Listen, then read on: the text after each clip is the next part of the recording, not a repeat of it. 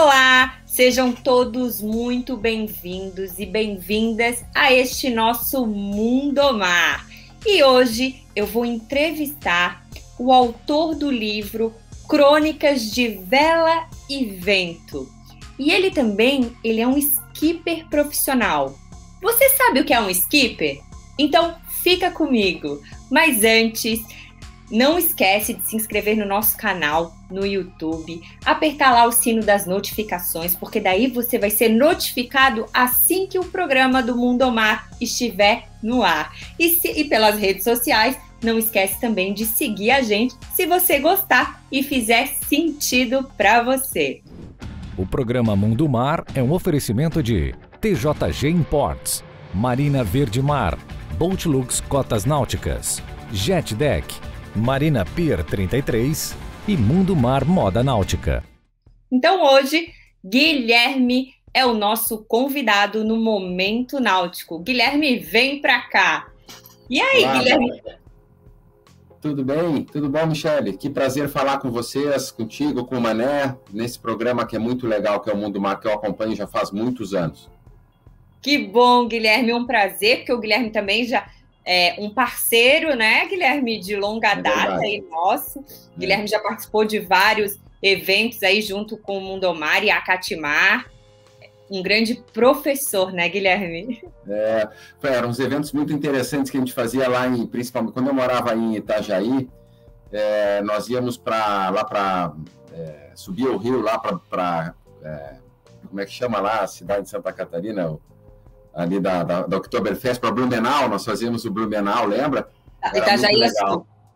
Era muito legal. Então, a Catimar e o canal de vocês são benchmarking aí para tudo que a gente vem vendo em relação a desenvolvimento do setor náutico. Vocês estão de parabéns. E foi um orgulho sempre trabalhar com vocês. Ah, Guilherme, que bom. Esse carinho é gostoso, a gente faz com amor, tu sabes disso, né? É verdade. E, Guilherme, e uma das coisas boas, né, que infelizmente, essa pandemia trouxe, foi esse modelo, né, de você estar lá em Ilhabela, né, e nós aqui tão longe, mas ao mesmo tempo tão perto, conectados, e trabalhando hoje, né, Guilherme, como skipper. Conta pra gente o que é um skipper. O skipper do barco, na verdade, ele pode ser o comandante do barco, né, o capitão do barco. Ele é a pessoa encarregada de navegar com o barco, de manter o barco funcionando, de atender as pessoas, né, as famílias. Geralmente a gente trabalha com barcos, no meu caso, eu trabalho com 2 barcos que são da mesma família, 2 veleiros, e existem também os skippers profissionais que fazem delivery. Então ele pega um barco aqui em Ilhabela, leva para Itajaí, ou leva para correr a Recife Fernando de Noronha, ou faz uma travessia pelo Atlântico.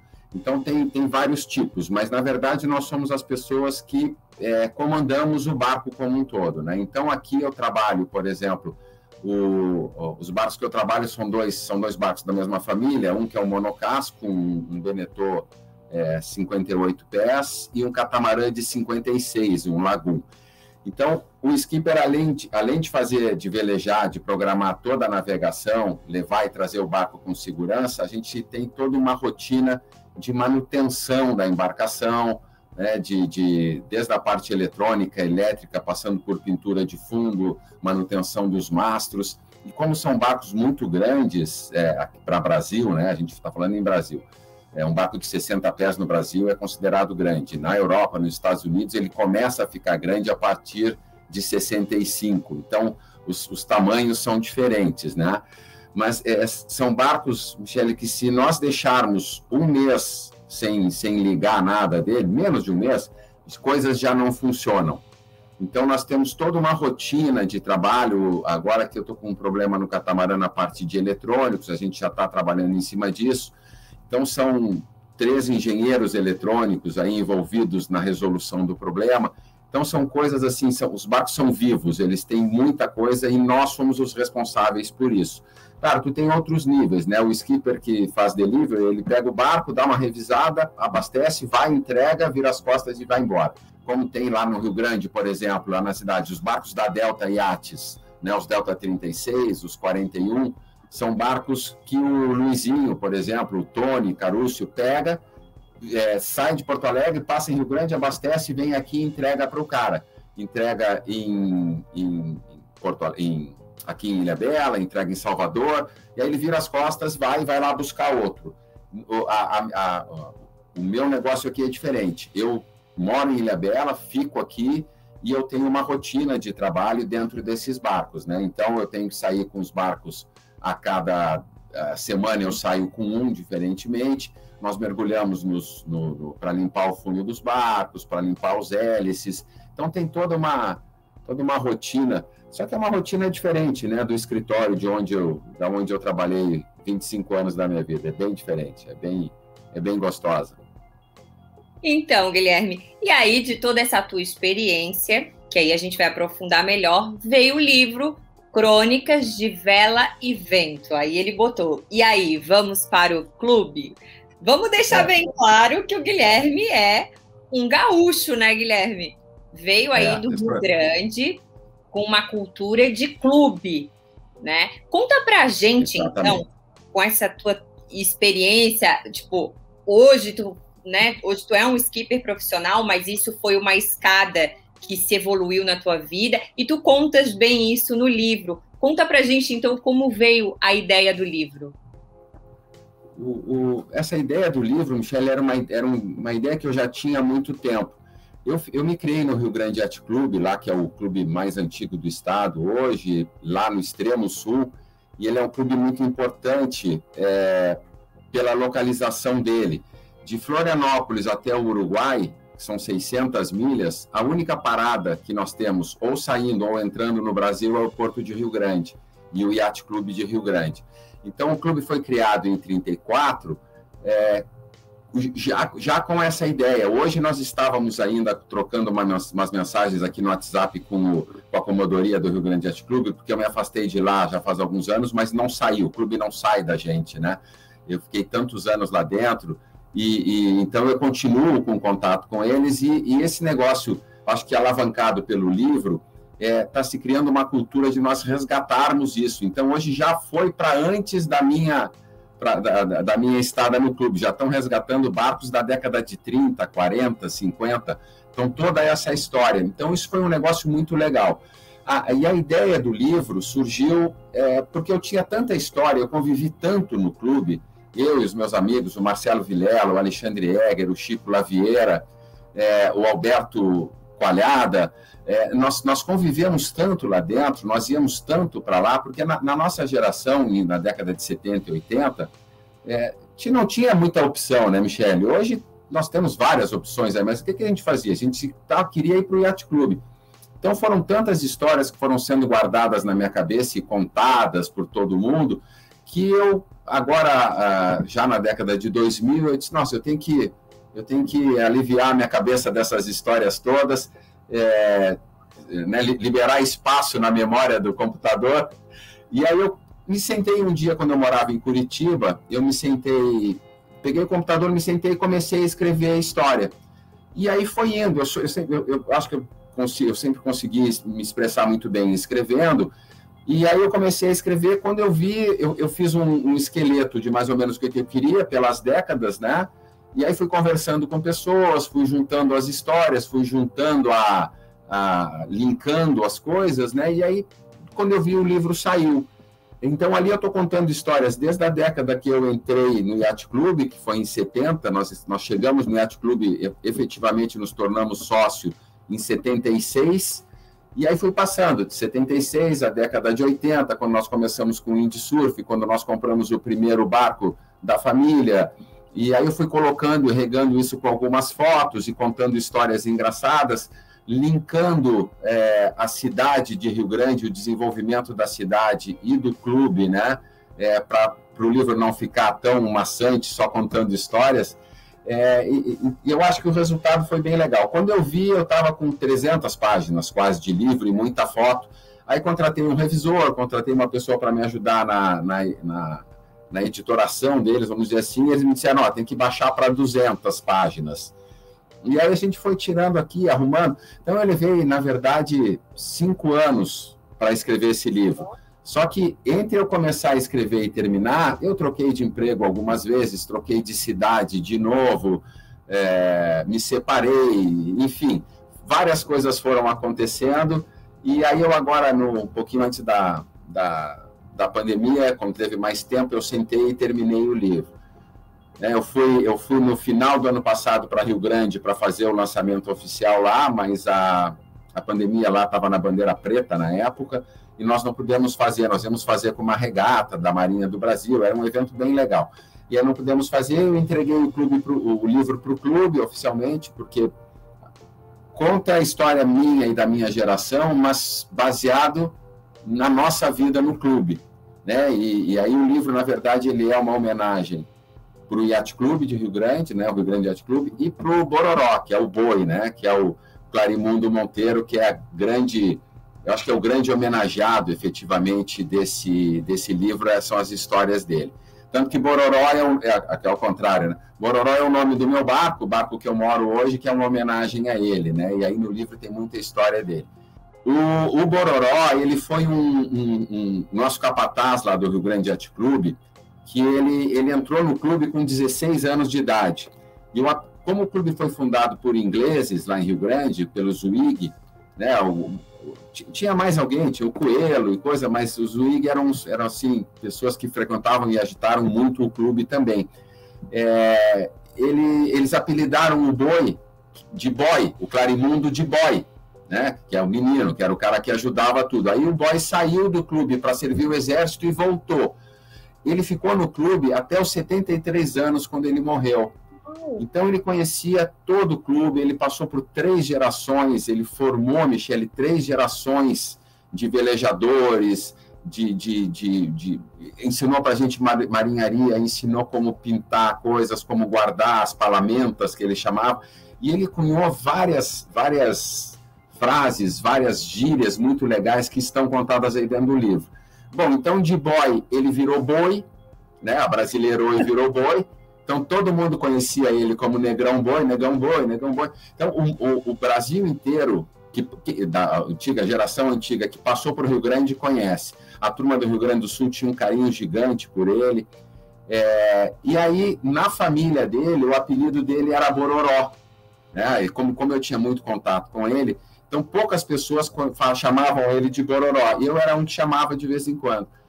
Enfim, Bororó é uma tribo indígena, né?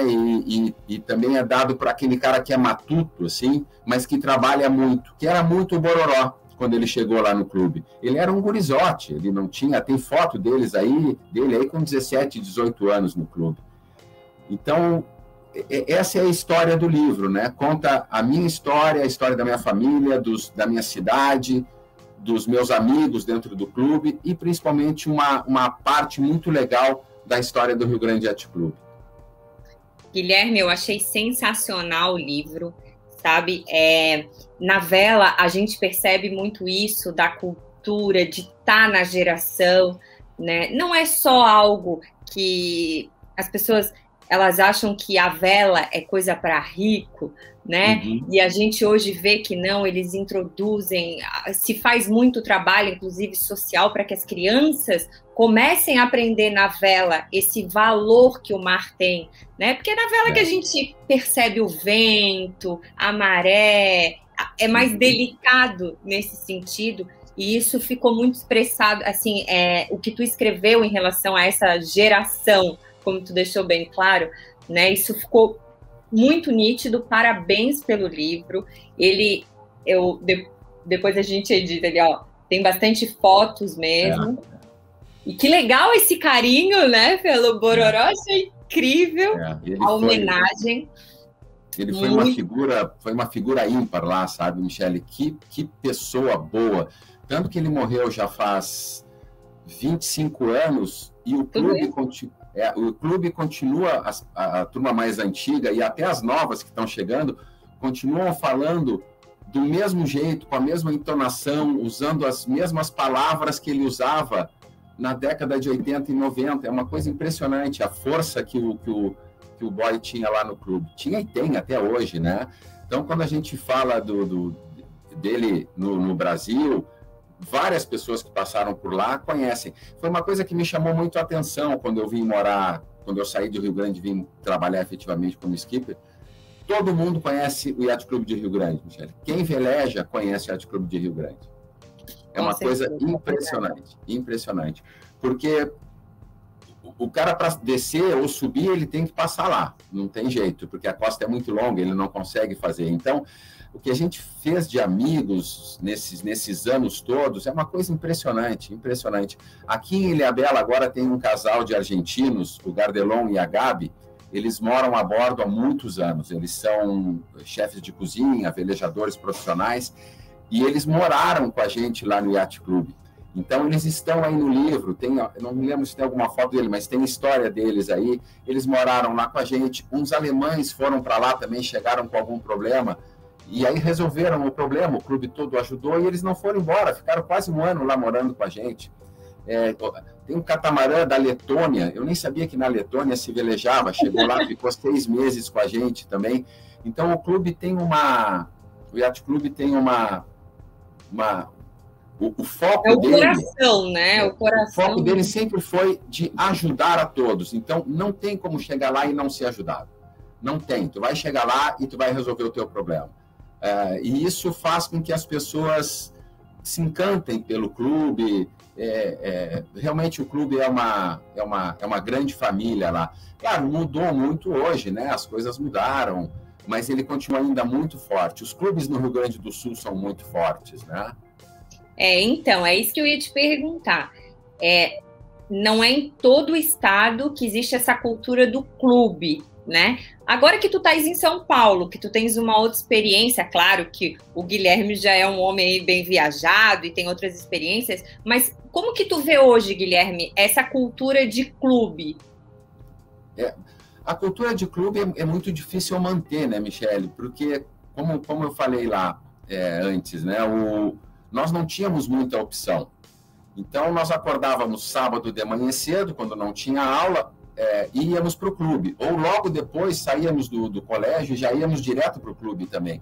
E saíamos de lá domingo à noite, obrigados. Eu me lembro das vezes do meu pai e a minha mãe me pegarem assim, subindo o barco na rampa com a perna molhada, o pé molhado, mas a gente tinha que ir na missa, lá da Igreja Sagrada Família, no domingo às 6 e pouco da tarde. Então, era isso. Hoje mudou. Hoje, cada um tem seu carro, é celular, é tablet, é iPad, é festa, é isso, é aquilo, é Zoom, é um chat aqui. Nós, naquela época, nós não tínhamos isso.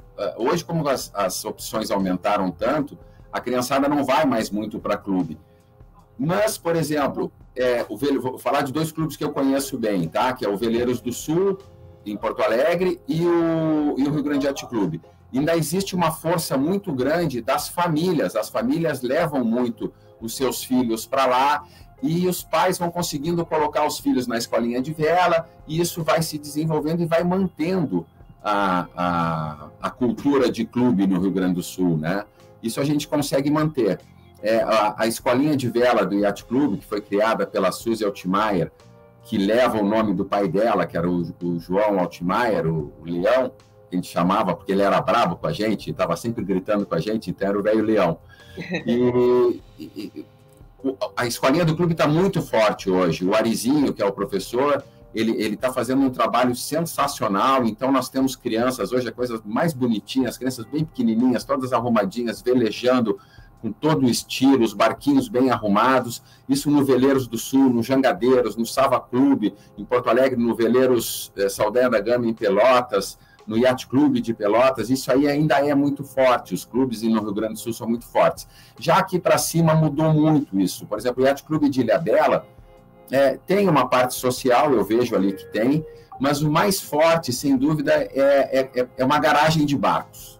Né? As áreas sociais são menores, os piers são bonitos, são grandes, com toda a estrutura, mas, por exemplo, o meu chefe, quando chega, eles chegam, entram no barco e nós saímos. Passamos 2, 3, 4 dias fora, eles voltam, pegam a lancha e vão embora.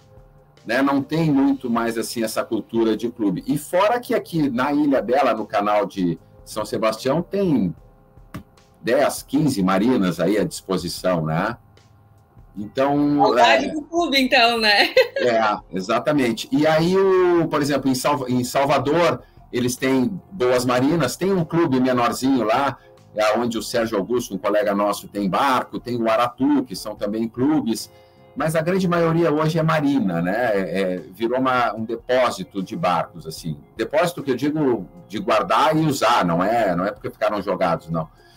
A vela tem crescido muito no Brasil, a náutica como um todo, e aí, sem puxa-saquismo, o trabalho que vocês fazem da economia do mar e disso tudo, isso é muito importante, né? Tem outros sites legais aí, como o do Adriano, o do Marcelo, que estão popularizando a vela. E como tu falaste ali no início, a vela não é para rico. Hoje, com R$1.000, tu compra um barquinho. Com 3 mil, mas também tu pode comprar com 3 milhões, com 30 milhões, depende do teu bolso, depende do que tu queres, né? Mas hoje um barco, por exemplo, um barco hoje é o preço de um carro, um barco de 30 pés hoje é o preço de um carro bom no Brasil, 120, 130, 150 mil, que é um menorzinho, que é um 27 pés, tu compra por 60 mil, isso é o preço de um carro popular no Brasil. A grande dificuldade que eu vejo, e vocês devem estar vendo isso aí no trabalho que vocês têm feito com as marinas, é o preço para deixar os barcos, para guardar, né? O nosso serviço, além de ser ruim, ele é muito caro. As marinas são pequenas, então o preço é caro. A dificuldade que a gente tem para conseguir fazer um enroncamento, para se colocar uma marina, para popularizar. Olha que vocês estão lutando aí em Florianópolis para conseguir a marina no Canal Norte, aí, na Bahia Norte. E aqui em São Sebastião e em Ilhabela é a mesma coisa. Então, eu acho que isso é uma grande dificuldade para a gente conseguir melhorar e criar realmente essa economia do mar forte. Como eu vi, por exemplo, quando fui para os Estados Unidos fazer os meus cursos de Master of Yachts lá. A Flórida é muita lancha, né? A parte de vela está mais ao nordeste, ali em Nova York, em Long Island, aquela baía de Chesapeake. Aquilo ali é um polo de vela, e no sul é mais para lancha. Mas ali tu tem estaleiros específicos para cada coisa, os negócios funcionam, as pessoas são organizadas. Claro, tem problema, mas a economia lá de náutica vive, a Flórida vive em cima da economia do mar. Da economia do mar, isso é verdade.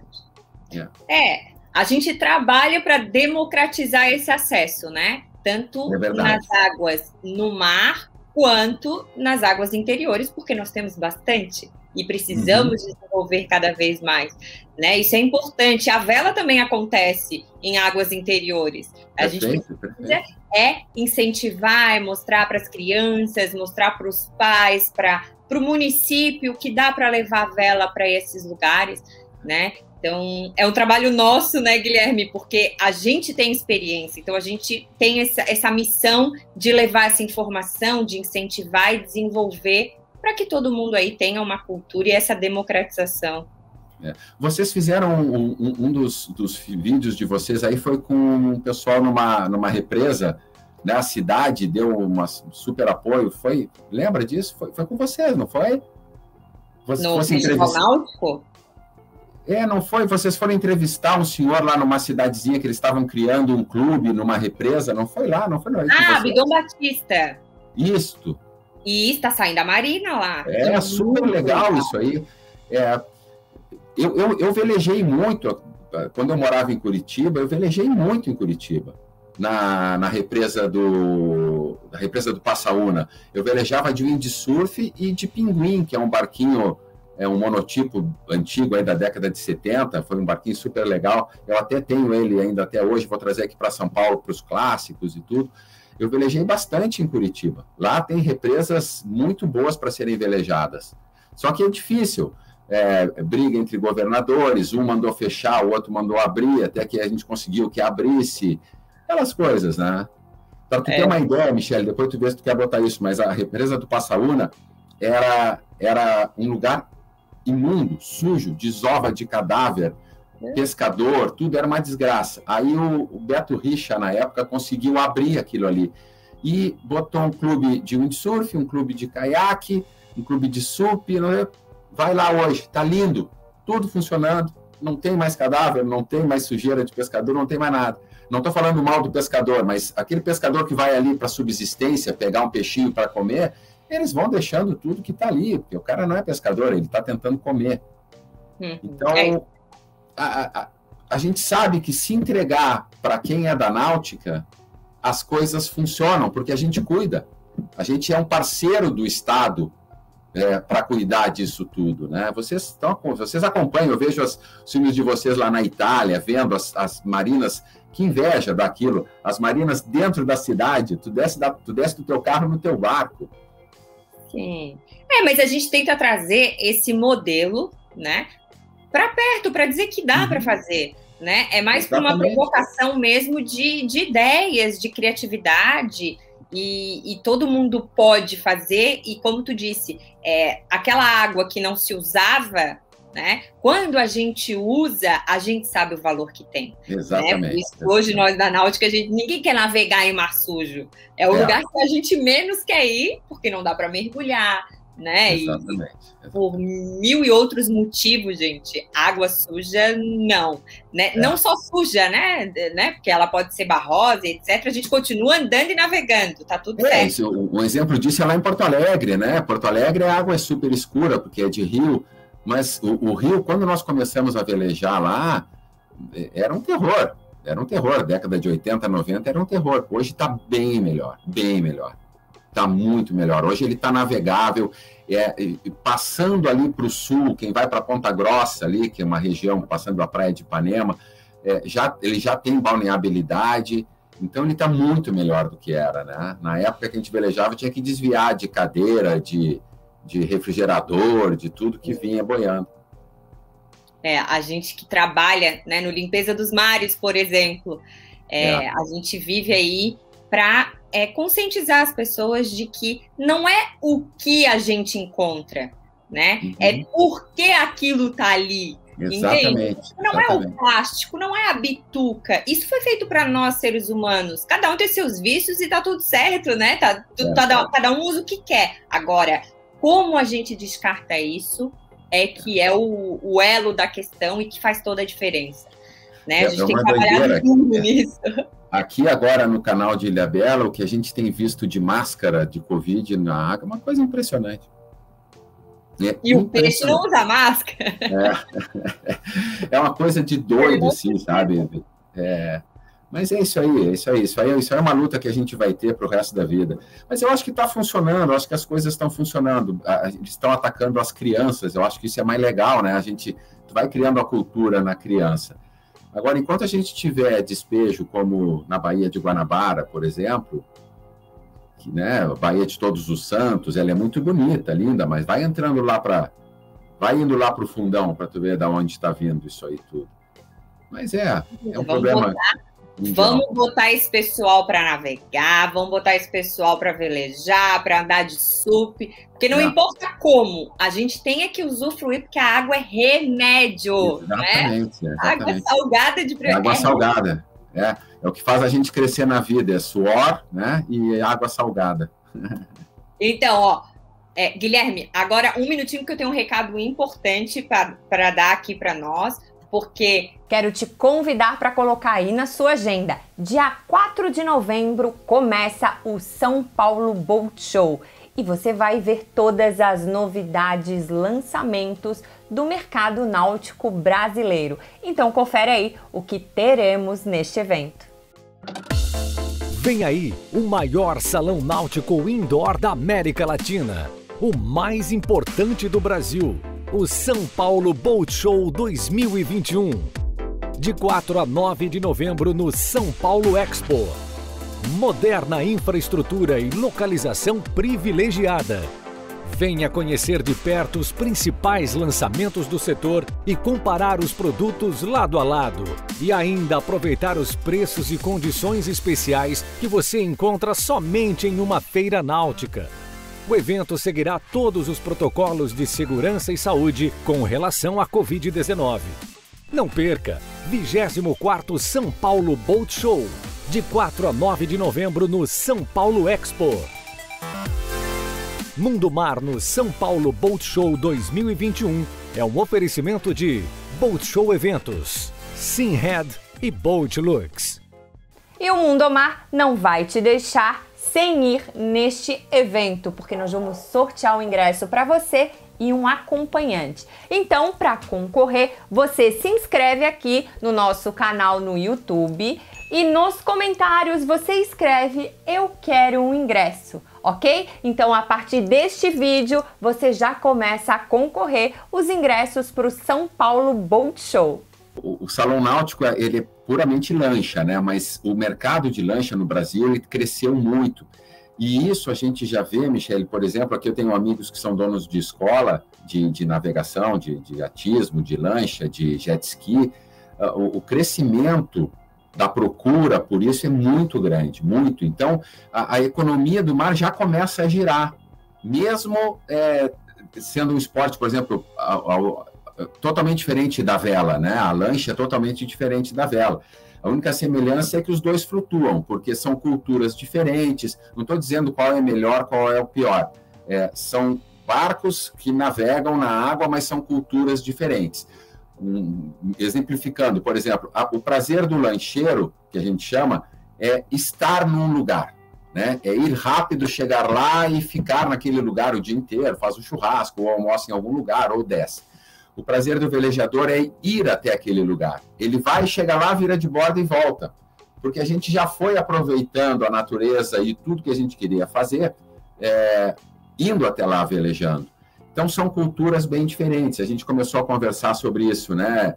A cultura de vela, a gente, para andar num barco a vela, a gente precisa ter alguns conhecimentos que para o cara de lancha não precisa. E eu me lembro quando eu morava em Itajaí, eu fiz uns cursos de Master of Yachts aí para alguns marinheiros de lancha, capitães já, lanchas grandes, e nós fizemos uma das provas, eles queriam ter o endorsement, que a gente chama, a liberação para poder velejar. Eu disse, tá bom, vamos lá, vamos fazer. E aí eu levei para fazer a prova final dentro de um veleiro. Michele, os guris não sabiam nem entrar no barco, com aquele monte de estaiamento, de cabos, de coisas. Eles disseram, não, realmente não dá, vamos ficar só no endorsement power, que a gente chama, que é para poder velejar as lanchas. Eu também sofro quando chego dentro de uma lancha, né? Tu entra numa casaria... também acontece. A gente entra numa casaria de lancha, por exemplo, a quantidade de equipamento que tem ali dentro, o tamanho dos motores, né? Tudo é muito diferente. Tudo é diferente. Mas tu foi perfeito, Guilherme, e isso é muito real, porque para velejar, você tem que conhecer, né? E é algo que é aos poucos. Quando criança é mais fácil, né? Porque daí você vai pegando o jeito, vai se aprimorando, mas é assim, não é o aprender, porque a coisa vai acontecendo quando a gente aprende a velejar de criança. Quando não, a gente já pensa assim, nossa, vou comprar, será que um barco a vela? Será que eu vou dar conta? Porque daí eu vou ter que aprender tudo. E a lancha, nesse sentido, é mais simples, né? Assim, não tem tanto... Você faz lá a prova, você vai treinar na água, porque mesmo que você faça o curso hoje, né? Na minha época, quando eu fiz, eu não sou tão velha assim, mas quando eu fiz, eu acho que foi a última que não precisou fazer a autoescola do mar, eu não tive a prática, né? Mas... Não, hoje é fundamental, tu tem que ter lá o... Mas mesmo assim, eu acho que prática é com o tempo, né? Porque até hoje, assim, acho que todo mundo, né? Tem uma onda a mais, assim, que tu... aquela onda do momento, né? Não é igual asfalto.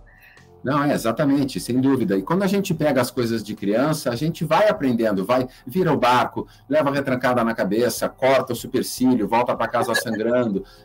Sempre foi assim, né? Então tem algumas escolinhas de vela agora que estão botando capacete nas crianças. Não tem que botar capacete, deixa bater, deixa cortar, deixa ele passar a mão.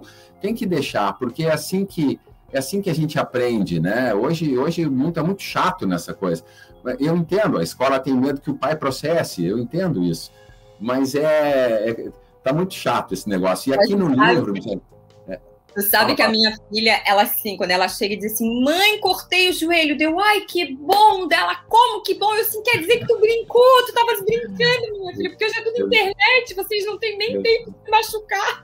Exatamente, aqui a gente estava brincando aqui seguido, quando a gente caía assim, rebentava o joelho, aí voltava para casa chorando, e a mãe dizia assim, para aí que eu vou pegar o mertiolate, tu já chorou? Eu disse, não, passou, não precisa, já passou. Só lembrar daquele troço que ardia, que nem uma desgraça, né? Eu lembro disso. Passava na hora aquilo. Hoje não tem mais isso, né? Então, Michele, estava voltando aqui, estava falando assim, eu ia falar um negócio do livro, da história, né? Me perdi, mas agora a gente volta. Não tem problema. Sabe o que eu queria saber de ti, e eu acho que o público também, é sobre essa tua formação de Master of Art. Quer dizer, então, que você foi buscar um aperfeiçoamento, né? E hoje você pode... Explica pra gente, daí hoje você pode, então, capacitar outras pessoas e quem quiser, como que faz? Hoje o Guilherme faz isso. Conta pra gente melhor essa... Michele, esse curso, na verdade, ele te dá... Tem vários cursos, né? Que é o MCA, que é o Maritime Coast Guard Agency, que é nos Estados Unidos, e o RIA, que é Royal Yachting Academy, se não me engano, acho que é isso. Eles são os dois órgãos principais que atestam que o skipper sabe velejar, tem condição de comandar um barco, tem condição de fazer uma travessia ou navegar pela costa, enfim, são vários níveis de curso. São escolinhas de vela que vão escalando, vão aumentando o nível de conhecimento para que a pessoa chegue a um Master of Yachts Unlimited para 5.000 toneladas, que é o top na carreira hoje, né? Então, como é que isso funciona? Como eu já tinha uma experiência muito boa de barcos, né, mais de 40 anos dentro do Yacht Club velejando, meu primeiro barco, para ter uma ideia, esse azulzinho que está aí no livro, Silvia, que era o nome da minha irmã, eu ganhei com 10 anos de idade, talvez, né, e de lá para cá eu nunca fiquei sem barco. Então, isso me capacitou a ir para os Estados Unidos e me, vamos dizer assim, aplicar para fazer esse curso. Porque como é que esse curso funciona lá? Diferentemente das nossas provas aqui de arrais, mestre e capitão amador. Para que eu conseguisse chegar na prova final, na avaliação final, né, e receber ou não a minha carteira de Master of Yachts, eu passei 3 semanas em curso dentro da escola, relembrando matérias que nós já deveríamos saber. Então, prova de RIPIAN, prova de navegação astronômica, prova de navegação na carta náutica, nós, manobras com barcos, estrelas, enfim, tudo que a gente precisa saber. Só que assim, tinha aula hoje e uma prova da aula anterior no dia seguinte. Então, assim, tinha que tirar 9 em algumas provas para poder passar para o outro dia, né? Então, 7, 9, dependia do nível de exigência da prova. Mas, por exemplo, se eu tivesse feito aula hoje de COREGs, lá que a gente chama, que é Collision Regulations, ou o RIPIAN nosso, se eu não tirasse 9 naquela prova, eu poderia fazer uma outra prova, uma repescagem. Se eu não passasse, eu já estava fora do curso. Então, tu não chegavas ao final do curso sem saber todos os conteúdos que tu precisava para isso, né? Então, foram 3 semanas de curso para eu poder chegar, de curso não, vamos dizer assim, de aulas lá para a gente relembrar tudo, com provas, tudo isso super catalogado, as provas, as escolas lá são vamos dizer assim, seria uma franquia da MCA ou da RIA, para que as escolas lá possam fazer isso. Então, tem como tem aqui no Brasil também, aqui depois eu falo disso. Tu faz a prova, passa para eles, ok, está aprovado, pode passar para o próximo nível, e aí tu vai indo. E aí no último dia da última semana, depois da gente passar uma semana inteira dentro de um veleiro, fazendo as provas, fazendo os testes práticos, vem um capitão, já um senhorzão, já um capitãozão já mais velho, geralmente são da Marinha Americana, E aí ele entrega o barco na mão da tripulação, que geralmente são 4, 5 alunos do mesmo curso ou de outras turmas, mas junta tudo dentro do barco, e nós temos que comandar o barco e ele só vai te fazendo perguntas, assim, te mostra algumas coisas, te pergunta por que aquele barco passou na tua frente ou não, como é que tu faz uma manobra assim ou assado, como é que tu faz tal navegação, se tu tá ali em Fort Lauderdale, tu tem que ir para Bimini, por exemplo, descontando a correnteza, qual é o rumo que tu tens que fazer, à noite, qual é a estrela que tu enxerga aqui ou ali, enfim. Não é uma prova como a nossa do capitão amador. A prova do capitão amador, o cara pega, ele pode nunca ter entrado num barco, mas se ele estudar aquilo, e aí tiver um pouco de sorte, ele passa e vira um capitão amador. É um evento só, entendeu? Isso a Marinha já está tratando, eles já estão melhorando isso, eu acho que é capaz de mudar isso um pouco, né? Mexer um pouco nessa estrutura da prova.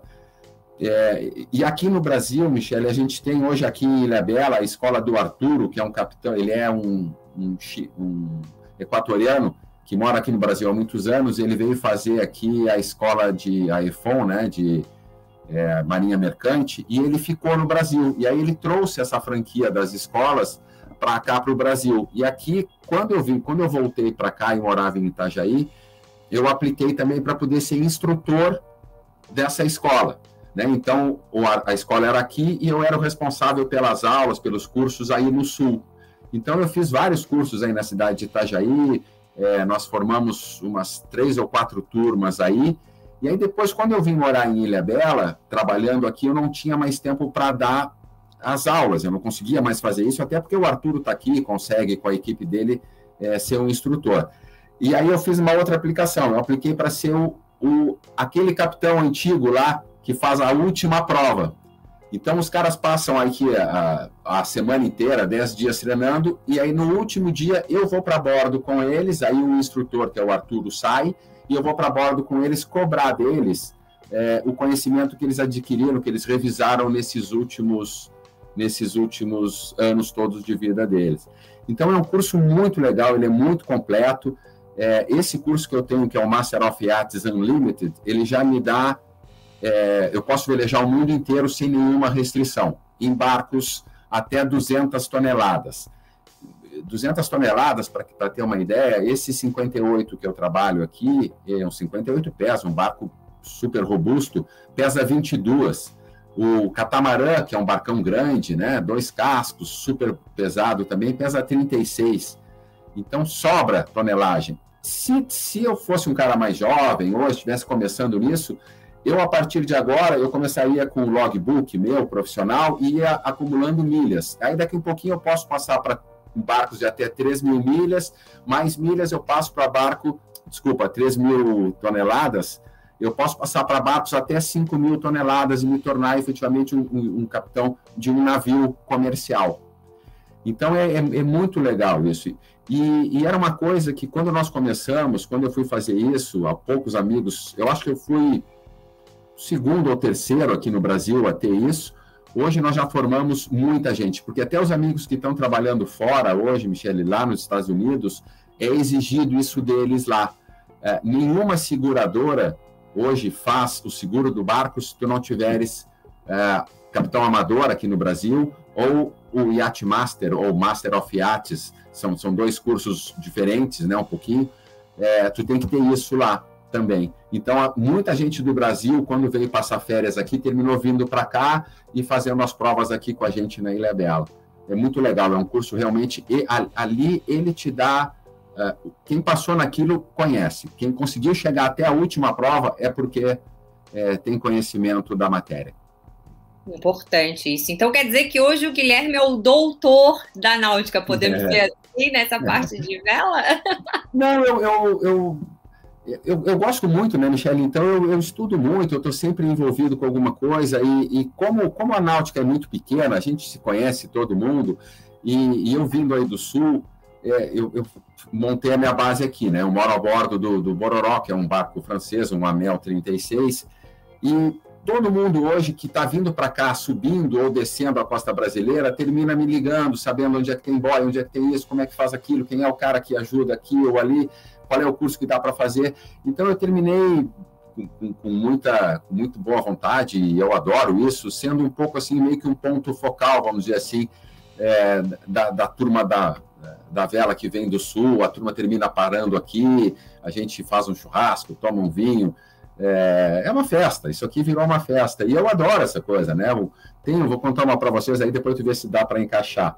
O Márcio Lima, da Equinautic, lá da loja, que tem mais de 30 anos, que foi meu sócio também, quando eu voltei para a Náutica, ele me ligou um dia 10 da noite, eu já estava deitado no barco, dormindo, 10 da noite, ele disse, Guilherme, estou chegando aí em Ilhabela, não sei o quê. Tá onde? Eu estou na Poita. Eu estou com problema no gás, tens aquela válvula do gás? Eu disse, não tenho sobrando, mas tenho a minha, encosta aqui que a gente dá uma olhada.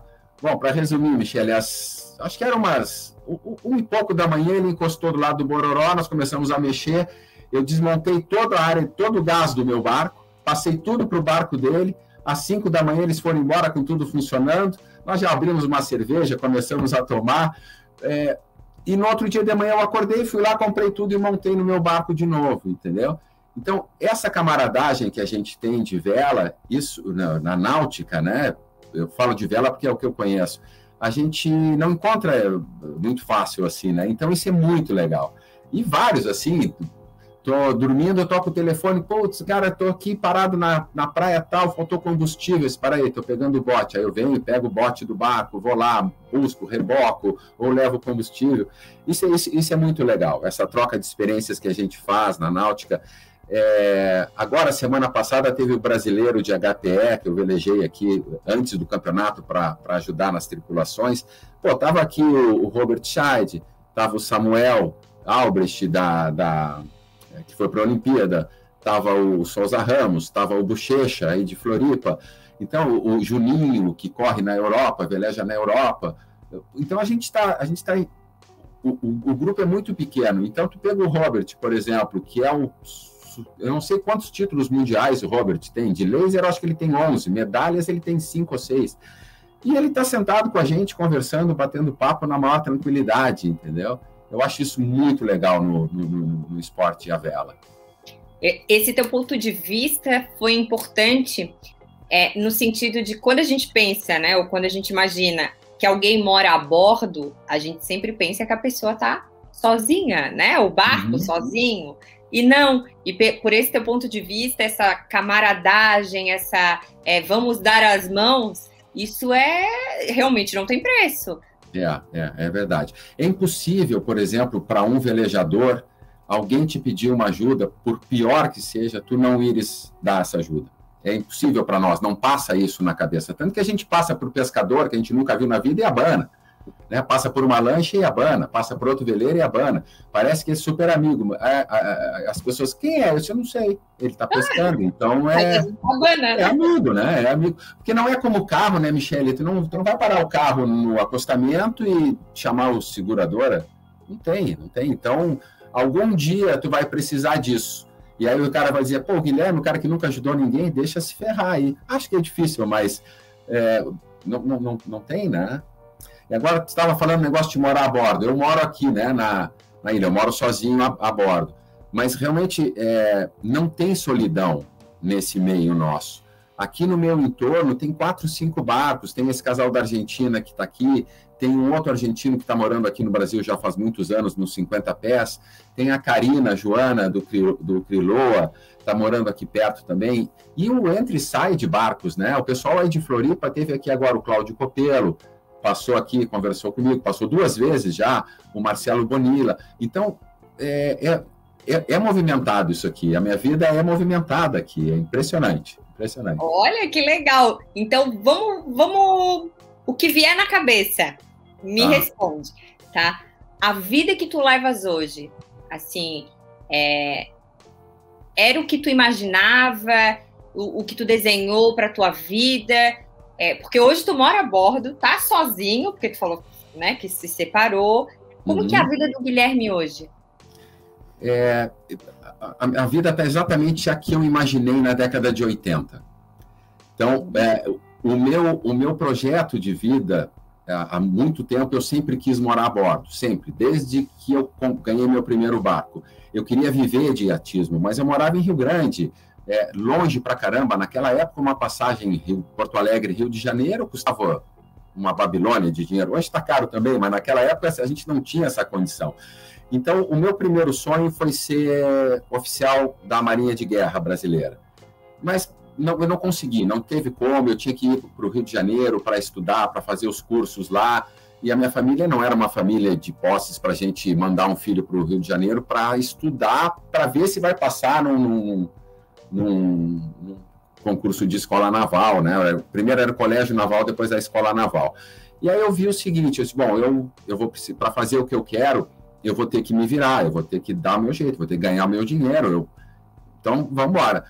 O meu irmão, muito cedo, fez um concurso público, né? Passou, e eu nunca quis fazer isso porque o meu foco era outro. Eu não queria passar o resto da minha vida com garantias. Eu preferia ter essa vida mais louca que eu sempre tive, né? Mas na verdade, Michele, assim, eu fiz tudo que a sociedade pediu ou espera da gente, né? A sociedade, a família, os amigos, né? Eu estudei, eu me formei, eu fiz 3 pós-graduações, eu casei 2 vezes, eu cuidei de 2 enteados, eu não tive filhos, né? Cuidei de 2 enteados, trabalhei em multinacional, dei aula em faculdade, né? Em universidade na área de administração e finanças, enfim, fiz tudo tudo que eu achava que tinha que ser feito. Só que chegou uma hora, agora em 2000, quando eu estava trabalhando numa multinacional de carnes, aí, a minha vida estava virando uma loucura. Eu era o gerente regional do sul do Brasil. Então, do Paraná ao Rio Grande do Sul era comigo. Eu não dormia mais, eu não vivia mais. Eu entrava em casa para tomar um banho, dar um oi para minha mulher atual à época e já ia viajar de novo. E aquilo me encheu o saco. Aí um dia aí em Itajaí eu acordei e disse assim, chega, acabou, agora eu vou fazer aquilo que eu queria. Eu já vi que tudo que eu precisava fazer eu fiz, eu tive competência para fazer, eu consegui juntar um pé de meia para poder fazer o que eu queria, a família vai ficar bem, não tem nenhum problema, enfim, agora eu vou tocar a minha vida. E aí fui para os Estados Unidos e aí comecei esses cursos todos que eu te falei. E hoje, por exemplo, a minha vida ela é super dinâmica aqui, né? Os amigos brincam, pô, tu está sempre de férias. Não é... A diferença é essa. Eu hoje trabalho com o que eu gosto, com o que eu amo, então, para mim, é como se eu tivesse de férias. Né? Mas eu tenho responsabilidades. Esses barcos aqui, nós estamos falando casa de milhões. Então, tudo envolve muita responsabilidade, né, Michele? Eu deixei a responsabilidade de cumprir metas e aquelas coisas todas, né? Mas eu tenho hoje a responsabilidade com a família aqui desses barcos, tenho a responsabilidade ambiental, tenho a responsabilidade com a coletividade da Ilha Bela, que me recebeu super bem. Puta, eu fiz aqui vários amigos, coisa que para mim era meio inimaginável eu ter amigos. A gente fazia amigos depois de mais velho, a gente faz esses amigos né, quando é mais jovem, né? Tanto que esses amigos que eu te falei, que estão aqui no livro, são amigos de 50 anos. Tem uns 5, 6 aí que são amigos de 50 anos. E hoje eu tenho um grupo de amigos aqui na Ilha Bela que me recebeu, assim, de portas abertas, né? A Ilha Bela, para mim, hoje é um paraíso. Eu estou morando num paraíso. O meu barco fica a 2 minutos do pier e eu estou em terra, eu estou numa cidade pequena, né? Eu ando hoje eu não tenho mais carro, essa foi a grande jogada, vendi carro, eu não sei nem contar a gasolina, já fiquei sabendo que está quase R$7. Então eu ando de bicicleta elétrica e de patinete elétrico que tu pegas aqui com aqueles aplicativos. Né? E aí vou a São Paulo, meu afilhado mora lá, então eu vou para a casa deles. É uma vida normal, completamente normal. E a minha casa hoje, a única diferença de uma casa a bordo e uma casa em terra é que a minha balança. De vez em quando. Porque o resto é tudo igual. Eu gero a minha energia, né? Eu não sei qual é a bandeira que está hoje. A minha energia hoje sobra, posso até vender aí para ANEEL, né? Vou até vender um pouco. Eu troquei as placas elétricas, as placas solares, eu botei já tinha no barco, né? Mas eu melhorei a eficiência dele de um eólico. Enfim, a coisa que mais atrapalha um pouco aqui é a água, que a gente tem que controlar bastante, porque não é com muita facilidade que tu pegas. Mas não é nada demais, né? Então a minha vida mudou assim. eu não preciso de mais nada do que eu tinha em terra. Quando eu saí de Curitiba, Michele, eu morava num apartamento duplex, numa cobertura duplex. Quando eu cheguei na ilha, aqui no barco, eu cheguei com 2 caixas de papelão. Uma com coisas do barco, coisas que eu precisava, né? Um binóculo, umas cartas náuticas, não sei o quê, e uma outra de roupas minhas. Só. O resto, carro, TV, tudo, foi móveis. O que não ficou com a minha ex-mulher, eu mandei para o meu sobrinho que morava em Rio Grande, a TV ficou com a minha mãe, aquelas coisas. Eu cheguei aqui, eu me desprendi de exatamente tudo. E hoje, por exemplo, para entrar uma camisa nova no meu barco, uma peça nova, eu tiro outras. É incrível isso, assim, a mudança, a gente vê a necessidade que a gente tem efetivamente, né, e a força que o marketing e o consumismo têm em cima da gente. Né, sempre querer mais, sempre isso, aquilo outro. Carro eu vou ali na Localiza, alugo subo a São Paulo, passo o final de semana lá, volto, acabou. Entrego para eles, viro as costas e venho embora e pego a minha bicicleta elétrica de novo. Não estou dizendo que é melhor nem pior, tá, Michele? Eu não gosto muito desses rótulos, assim, né? Se eu soubesse, eu teria feito muito antes. Não, talvez eu não tivesse tido o sucesso que eu tenho hoje, né, na minha vida pessoal, porque eu ficaria sempre com aquela pulga atrás da orelha. Putz, será que se eu tivesse feito a escola naval? Será que se eu tivesse me formado? Será que se eu tivesse casado poderia ter sido diferente? Então, hoje a minha vida, assim, a escolha que eu fiz agora foi com muita base. A minha pirâmide sempre foi certinha, com uma base muito grande, né? Então, hoje eu não tenho medo que ela tombe. O Guilherme é feliz? Muito, muito, muito. Eu costumo dizer, assim, uma coisa, que eu acho o mais legal daqui, o que mais me dá paixão de morar a bordo e trabalhar com o que eu trabalho. Eu não sei mais que dia é hoje, não me interessa mais se é domingo, se é segunda, se é quarta, se é sexta. Entendeu? Os dias, para mim, não tem mais aquela coisa assim, nossa, hoje é domingo, tá começando a musiquinha lá do Fantástico, ou na época dos Trapalhões, tu já começava a ficar depressivo porque tinha aula no outro dia de manhã, e quando tinha prova, então era um terror. Então, para mim, não interessa se é sábado ou domingo ou feriado. Amanhã é feriado aqui na Ilha Bela. Não faz nenhuma diferença para mim. Agora, Semana da Pátria, né? Feriadão, faz diferença para mim. Os meus chefes estando aqui, nós saímos, velejamos, eu faço o melhor que eu posso, né? Com muita responsabilidade. E se eu trabalhei sábado e domingo, eu saio no meu barco para velejar segunda, 3 da tarde, por exemplo. Não faz mais diferença, entendeu? Isso eu acho que foi a grande... no funil todo, eu acho que o que saiu foi isso. Não me interessa mais que dia é. Não faz diferença para mim. Isso é muito bom. Que bom, Guilherme. Nós do Mundomar estamos muito felizes, né, de poder contar aqui a tua história, porque pessoas como o Guilherme precisam e devem ser apresentados, né, para esse nosso Mundomar, porque o Guilherme tem histórias maravilhosas. Então quero deixar aqui, o Guilherme é autor do livro, então, Crônicas de Vela e Vento, e este livro você pode conseguir lá na loja do Mundomar, tá custando aí R$59, isso também ajuda a vida do Guilherme a ele continuar nessa vida feliz, né, Guilherme? É muito legal. Michele, a gente está com alguns projetos bem legais aí em relação ao livro, tá? Então, tem uma amiga que tá me ajudando, a gente vai começar a usar o livro como base para algumas historinhas para as crianças assim da escola de vela. Aí já tem um outro colega que já está pensando nós fazermos um relato do clube, usando o livro como base num audiovisual, tipo um filmezinho, assim. Então, tem muita coisa. O livro abriu um leque muito grande para mim, assim, sabe? Foi uma coisa muito legal. E acho que também as pessoas do Yacht Club, as pessoas que me conhecem, começaram a conversar mais sobre isso e verem a importância de nós resgatarmos o passado das coisas. Nós não podemos esquecer disso. Eu sou o que eu sou hoje por causa da minha família, por causa dos meus amigos, do meu esporte, do boi, do bororó, né? Dos caras todos que nos davam bronca lá no Yacht Club, que nos ensinaram, que brincaram, que fizeram churrasco com a gente, enfim, das regatas, das competições, dos passeios. o passado da gente é muito importante. Se a gente quiser ter, é meio clichê isso, mas se tu quiser ter um futuro certo, tu não pode esquecer o teu passado. Não. E isso eu me convenci muito, né, depois que vim morar aqui.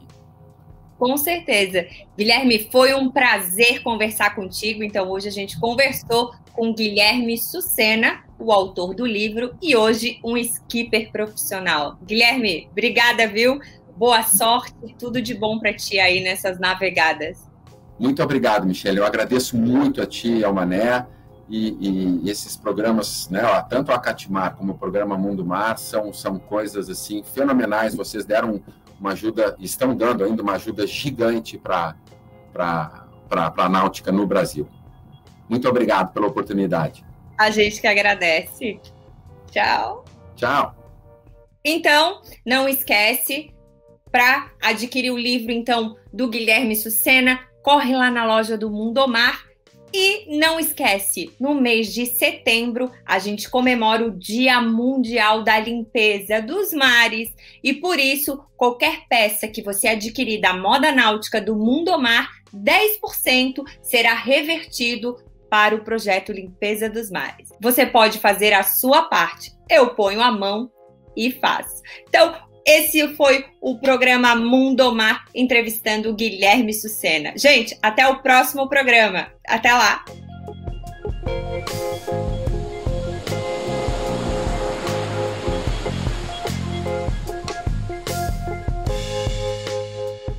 O programa Mundo Mar é um oferecimento de TJG Imports, Marina Verde Mar, Boatlux Cotas Náuticas, Jet Deck, Marina Pier 33 e Mundo Mar Moda Náutica.